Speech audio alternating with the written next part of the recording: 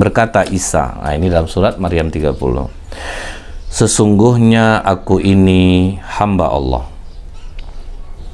Dia memberiku Alkitab Injil dan dia menjadikan aku seorang nabi. Nah ini kata Nabi Isa. Dari mulai terkejut semua orang terdiam ketika bayi ini berbicara.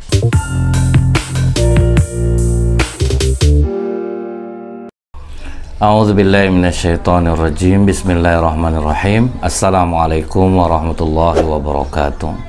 Innal hamdalillah nahmaduhu wa nasta'inu wa nastaghfiruh wa na'udzubillahi min syururi anfusina wa min sayyiati a'malina. May yahdihillahu fala mudhillalah wa may yudlil fala hadiyalah.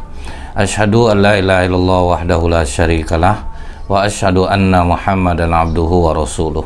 Allahumma salli wa sallim wa barik ala hadzal nabiyil karim wa ala alihi wa sahbihi ajmain. Kaum muslimin muslimat di mana saja berada, yang semoga kita semua senantiasa dirahmati oleh Allah.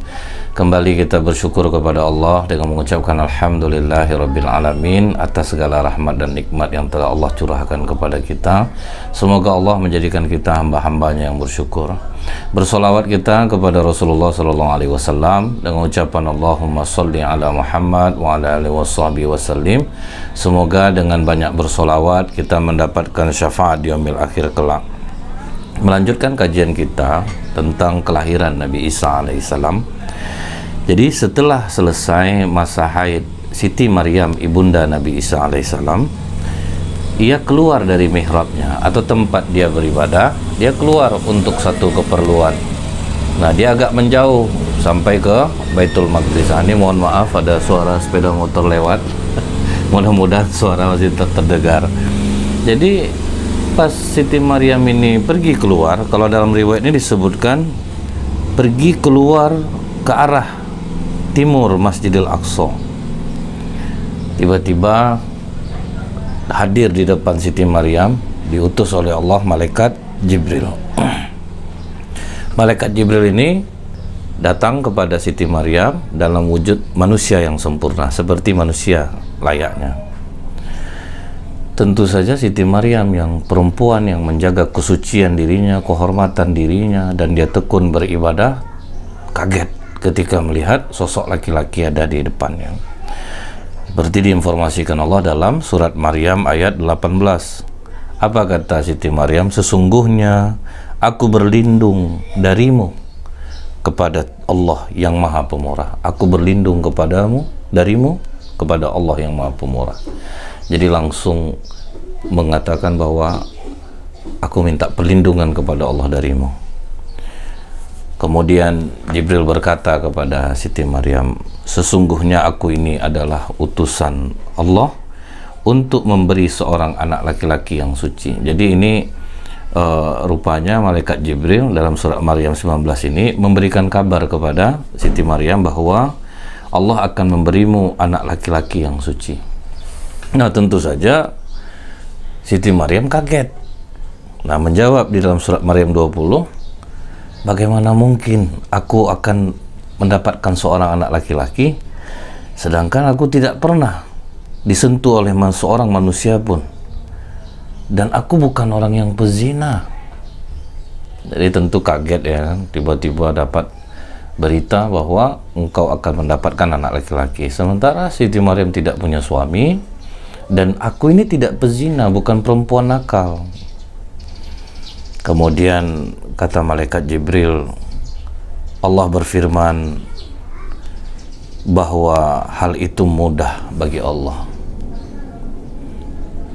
dan agar dapat menjadi suatu tanda bagi manusia dan sebagai rahmat dari kami. Jadi Jibril meyakinkan ini sebagai tanda bagi manusia kalau aku tuh mudah untuk berkehendak, kata Allah. Kalau aku mau, mudah bagi aku. Ini sebagai tanda bagi manusia, sebagai rahmat dari kami. Nah, Allah meyakinkan bahwa ini tidak akan buruk bagimu Siti Maryam. Ini justru akan menjadi rahmat bagimu. Berat kan?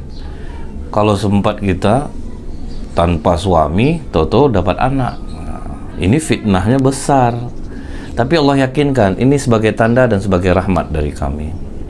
Sekarang memang banyak juga orang yang anaknya tidak berbapak, tapi beda kasusnya, pasti disentuh laki-laki.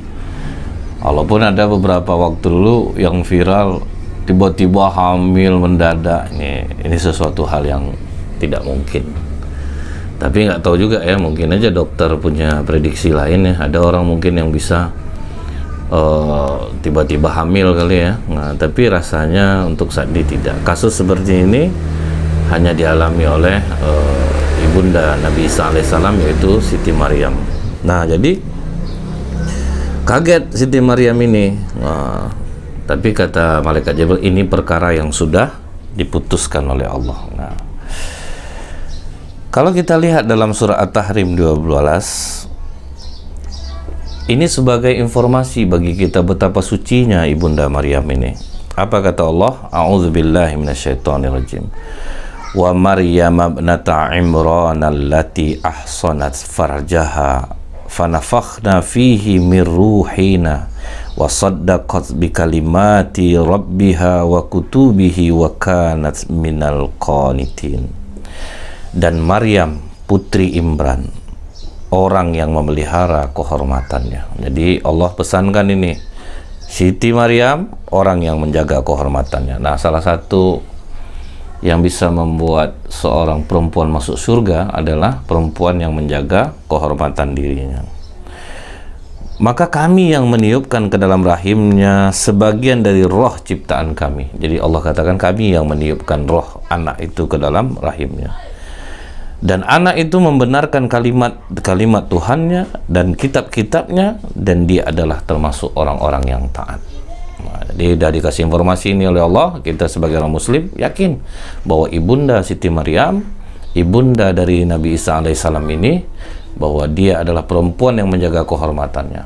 Dan Allah informasikan kau akan mendapatkan anak yang taat, yang membenarkan kitab-kitab sebelumnya. Nah, jadi sudah sangat jelas bahwa ibunda Nabi Isa alaihissalam ini adalah orang yang taat. Kalau kita lihat di dalam riwayat yang lain, Wahab bin Munabbih, ketika kehamilan Maryam semakin membesar, itu orang yang pertama kali memiliki kecerdasan untuk mengetahui hal ini adalah Yusuf bin Yakub. Nah, jadi kita ingat nih, bukan berarti Nabi Yusuf bin Yakub yang di atas sana riwayatnya. Karena biasa orang-orang dahulu memberikan nama dengan nama nabi-nabi mereka, itu hal yang biasa. Jadi jangan sampai dikatakan oh itu satu zaman. Misal kayak kita sekarang yang nama Muhammad ini saja udah berapa banyaknya. Misal Muhammad bin Abdullah, banyak kok yang punya nama Muhammad bin Abdullah. Apakah dia Rasulullah? Kan tidak gitu. Jadi ini hanya nama yang sama. Nah, Yusuf bin Yakub ini anak dari masih saudara sepupu dari Siti Maryam. Nama bapaknya Yakub juga, cuman bukan anak Nabi Yakub. Nah, cuman orang banyak mengatakan, loh masa iya Nabi Yusuf satu zaman dengan Siti Maryam? Kakak Nabi Musa juga namanya Maryam. Nah, jadi ini yang harus kita pahami. Jadi jangan sampai dikatakan itu kan satu zaman sama Nabi Yusuf, jauh banget itu bedanya, gimana nih sejarahnya. Bukan, ini hanya persoalan nama saja. Seperti nama kita sendiri, Nazril, itu yang punya nama Nazril kan banyak. Nazril bin Abdul Muluk, yang punya nama Nazril bin Abdul Muluk juga ada yang lain. Jadi ini yang harus kita dudukkan dahulu. Nah, Yusuf bin Yakub ini sepupu dari Siti Maryam. Ingat, Yusuf bin Yakub An-Najjar. Nah, jadi beda ya keturunannya. Kalau Nabi Yusuf bin Yakub bin Ishak, Ishak lagi di atasnya, bin Ibrahim alaihissalam. Dia sangat terkejut dengan kejadian ini. Kok Siti Maryam hamil ya? Karena dia tahu persis bahwa Siti Maryam ini adalah perempuan yang ahli agama dan kuat ibadahnya. Dia ini nggak mungkin ya melakukan zina, ini nggak mungkin. Akhirnya apa kata Yusuf bin Yakub ini, anak paman Siti Maryam? Apa kata dia? Wahai Maryam, adakah tumbuhan yang tumbuh tanpa biji? Ada nggak tumbuhan yang tumbuh tanpa biji? Kata Siti Maryam, ada. Kemudian Yusuf bertanya lagi, adakah pohon yang tumbuh tanpa air dan tidak tanpa hujan? Oh, juga ada. Nggak pakai hujan, nggak pakai apa, juga bisa tumbuh dia. kaktus contohnya kan di daerah panas kan, tidak pakai hujan ya, tetap tumbuh dia. Kemudian Yusuf ini berkata, adakah mungkin seorang anak terlahir dari seorang wanita tanpa laki-laki? Kata Siti Maryam jawab, ya, ketahuilah bahwa Allah menciptakan Adam tanpa ayah, bahkan tanpa ibu. Nah, ini untuk meyakinkan bahwa bagi Allah itu mudah. Sejarahnya sudah ada. Siapa sih yang nggak kenal Nabi Adam tanpa ayah, tanpa ibu? Apalagi kalau seperti aku, hanya tanpa suami, gitu. Hanya tanpa suami. Sementara aku punya ayah, aku punya ibu. Ibuku Hana, bapakku Imran. Nabi Adam tanpa ayah, tanpa ibu diciptakan oleh Allah. Nah, maka kata Yusuf bin Yakub ini, ceritakanlah kepadaku apa yang sebenarnya terjadi pada dirimu. Nah, Siti Maryam berkata, Allah memberikan berita gembira kepada aku. Nah, jadi udah yakin Siti Maryam ini adalah berita gembira. Dalam surah Ali Imran ayat 45 sampai 46. Apa kata Allah? Ingatlah ketika malaikat berkata, hai Maryam, sesungguhnya Allah menggembirakan kamu. Nah, jadi Allah menggembirakan kamu dengan kelahiran seorang putra yang diciptakan dengan kalimatnya yang datang daripada Allah. Namanya adalah Al-Masih, Isa putra Maryam. Dia ini seorang yang terkemuka di dunia dan di akhirat, dan termasuk orang-orang yang didekatkan kepada Allah, dan dia bisa berbicara dengan manusia dari dalam buayan, dan ketika sudah dewasa dia termasuk orang-orang yang soleh. Diceritakan oleh Siti Maryam, jadi Allah menggembirakan aku nih Yusuf akan kelahiran seorang anak laki-laki tanpa suami. Namanya Al-Masih Isa. Dan alhamdulillahnya ini Allah, supaya tidak terlalu kuat fitnah menimpa Siti Maryam, Nabi Isa alaihissalam ini diberikan mukjizat bisa berbicara dari mulai dalam ayunan. Maksudnya masih menyusu, masih anak-anak, belum ada yang berakal lah, kalaupun otak ada tapi akal belum terfungsikan. Tapi ini untuk supaya Siti Maryam tidak terlalu berat menanggung derita fitnahnya, makanya Nabi Isa ini diberikan mukjizat bisa bicara waktu bayi. Apa kata As-Sa'di dalam sanadnya dari sahabat, bahwa suatu hari Maryam ini menemui saudara perempuannya, nah kakaknya. Ditanya oleh kakaknya ini, apakah engkau tahu apakah kau ini hamil, Maryam? Maryam berkata, iya, aku hamil. Nah, aku juga hamil nih Maryam. Tapi kakaknya tidak mau mempertanyakan itu karena sudah dijelaskan sebelumnya. Karena kan proses kehamilan ini kan lama, sampai 9 bulanan. Jadi udah tahulah proses itu, ceritanya udah jelas. Maka dipeluklah oleh kakaknya ini. Nah, kakaknya ini maksudnya ini masih hubungan hubungan kekerabatan lah, bukan kakak kandung. Berpelukan mereka. Nah, apa kata saudara perempuannya ini? Siapa saudara perempuannya ini? Maksudnya itu dalam riwayat ini adalah ibu Nabi Yahya. Kemudian apa kata ibu Nabi Yahya ini? Ketika aku memelukmu Maryam, aku merasakan bayi dalam kandunganku ini menaruh hormat kepada bayimu. Itulah ibu Nabi Yahya. Jadi dari kecil, jadi Nabi Yahya, Nabi Isa, Nabi Zakaria itu satu zaman, cuman beda umur saja. Kalau Nabi Isa dan Nabi Yahya itu sebaya. Setelah 9 bulan mengandung, nah kita tahunya proses 9 bulan ini tidak ada yang instan dalam proses. Kita dapat informasinya dari Allah dalam surah Al-Mu'minun ayat 14. Jadi ada yang mengatakan Siti Maryam ini tiba-tiba hamil gede langsung melahirkan. Enggak benar seperti itu. Apa kata Allah proses kehamilan itu? Summa khalaqnan nutfata 'alaqatan fa khalaqnal 'alaqata mudghah. Air mani itu kami jadikan segumpal darah, lalu segumpal darah kami jadikan segumpal daging. Jadi ada tahapannya. Fa khalaqnal mudghata 'idzaman fa kasawnal 'idzama lahma. Jadi dari segumpal daging itu kami jadikan tulang belulang, lalu tulang belulang itu kami bungkus dengan daging. Nah, ini dijelaskan oleh Allah. Summa ansha'nahu khalqan akhar. kemudian kami jadikan dia makhluk yang berbentuk lain. Nah, maksudnya itu udah dari gumpalan ini, dari ini, baru jadi seperti manusia, berbentuk lain. Fatabarakallahu ahsanul khaliqin. Maka maha suci Allah pencipta yang paling baik. Nah, jadi dari sini kita tahu nih, nggak ada langsung orang tiba-tiba hamil gede, itu nggak ada.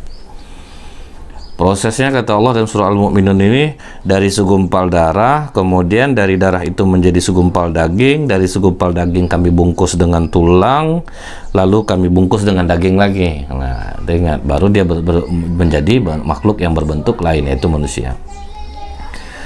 Kemudian kita lihat juga dalam surah Al-Maryam, Maryam 22-23, maka Maryam mengandungnya, lalu menyisihkan diri dengan kandungannya itu ke tempat yang jauh. Berarti kan ada proses yang lama itu, makanya menyingkir dulu, supaya jangan terjadi fitnah.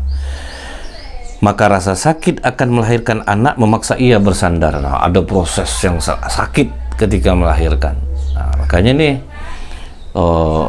walaupun Allah yang meniupkan ruhnya, Allah tetap kasih proses sama kok dengan manusia lain. Merasakan sakitnya akan melahirkan. Nah, jadi Allah itu tidak mengingkari proses. Nah, supaya jangan nanti orang menganggap, oh kalau dari Allah tuh langsung mudah aja. Seperti Nabi Adam minta makan ke Allah. Apakah Allah turunkan makanan dari langit? Enggak, disuruh nanam biji oleh malaikat Jibril.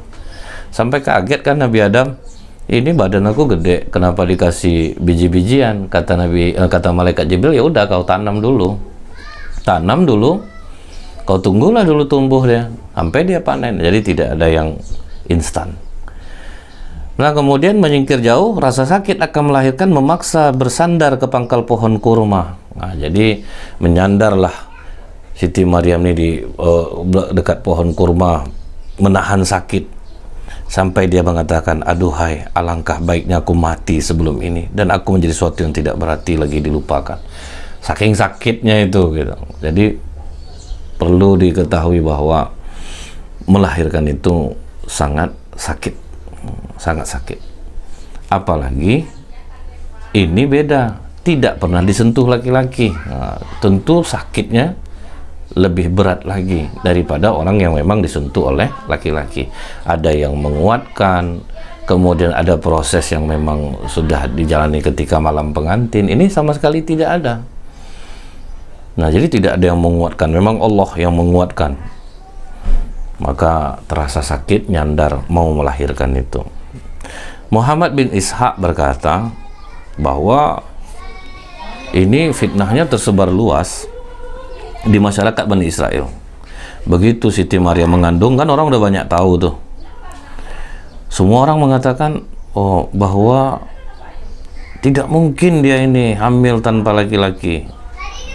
Nah, makanya sebagian Bani Israel menuduh bahwa Yusuf bin Yakub yang melakukannya. Maksudnya yang saudaranya tadi itu difitnah lah.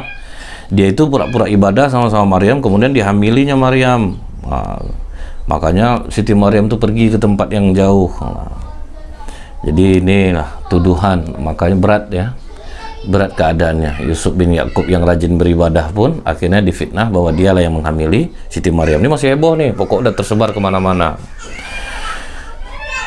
Nah, jadi Allah menguatkan Siti Maryam ketika mau melahirkan itu. Jadi udah fitnah menyebar. Siapa yang melakukannya? Yusuf bin Yakub, saudara dari Siti Maryam, maksudnya masih saudara sepupunya.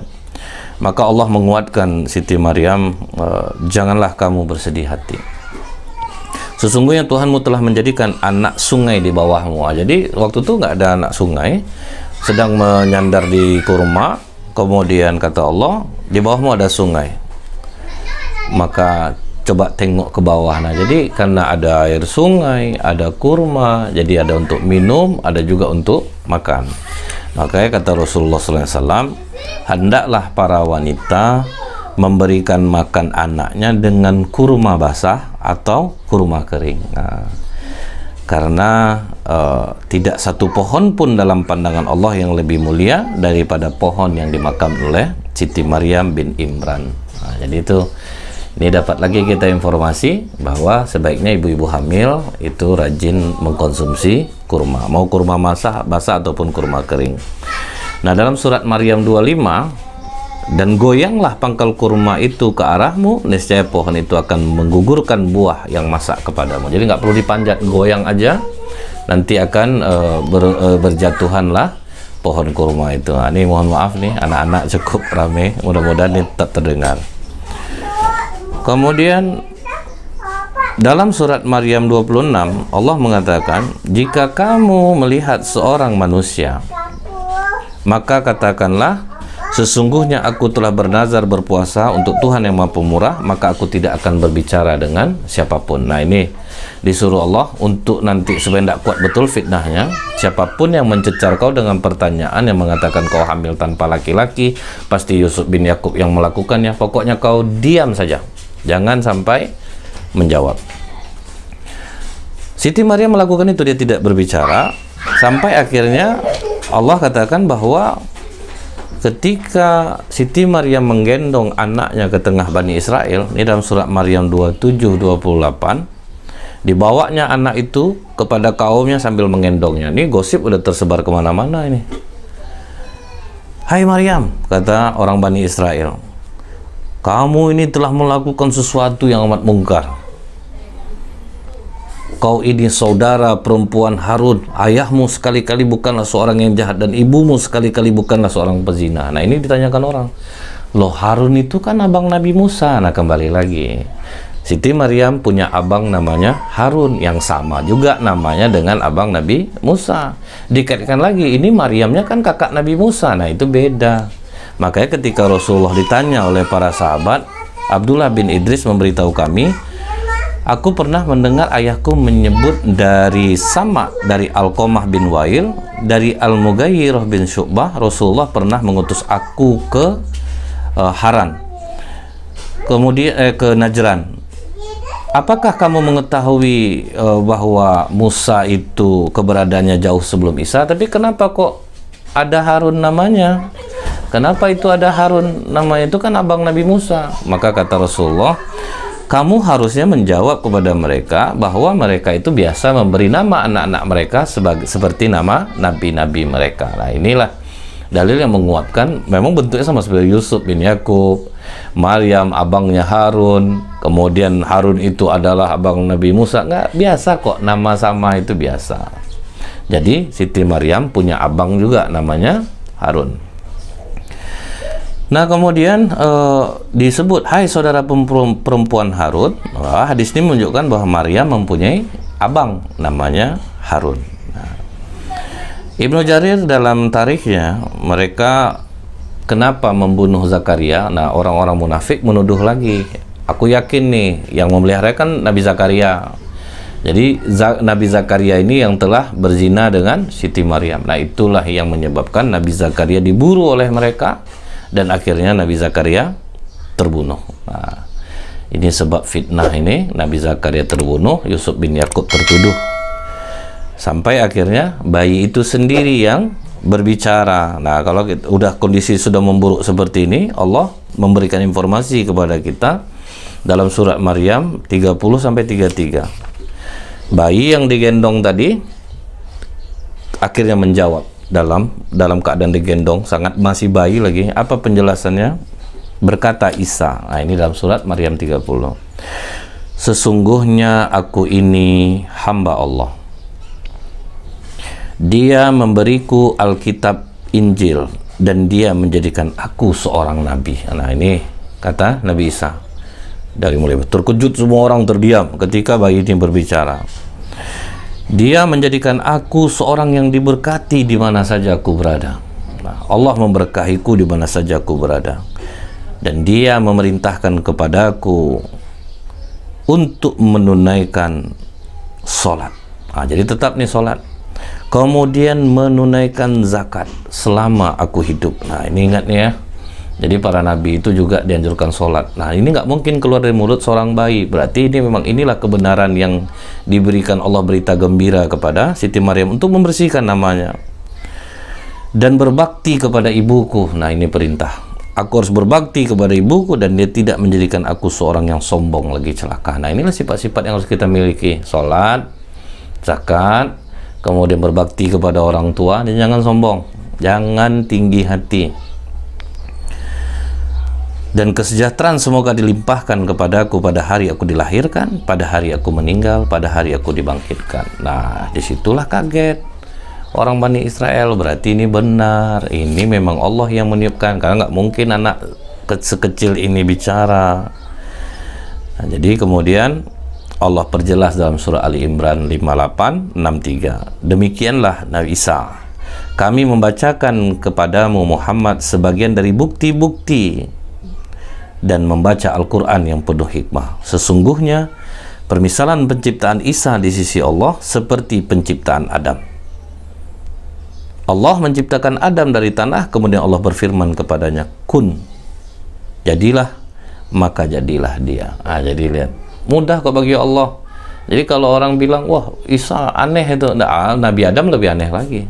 Tanpa ayah, tanpa ibu, dari tanah ditiupkan, kemudian dikatakan kun, jadilah. Nah, kemudian Allah tegaskan, janganlah kamu termasuk orang-orang yang ragu.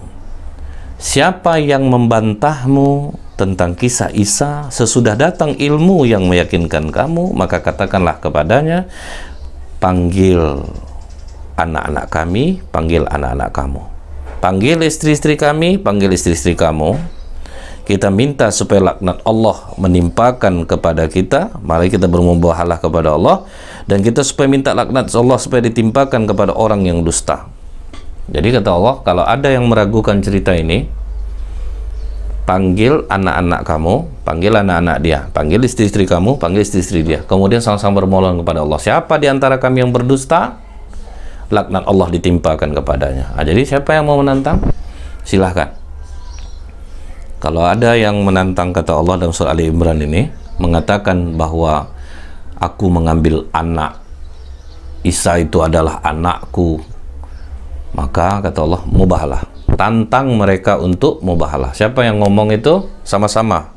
Panggil anak-anak, panggil istri, mubahalah. Nah, itu tantangan dari Allah dalam surah Ali Imran 58:63. Nah, jadi ini untuk menegaskan bahwa benar Nabi Isa itu adalah anak dari Siti Maryam yang memang datang dari Allah, bukan karena perzinahan antara Yusuf bin Yakub, saudara sepupunya, atau dizinai oleh Nabi Zakaria sampai orang Yahudi membunuhnya. Jadi memang benar bahwa Nabi Isa alaihissalam ini diyakinkan dengan bisa berbicara waktu kecil, menjelaskan siapa dirinya. Nah, mudah-mudahan ini bermanfaat. Lebih kurang saya mohon maaf. Subhanakallahumma bihamdika asyhadu alla ilaha illa anta astaghfiruka wa atubu ilaik. Assalamualaikum warahmatullahi wabarakatuh.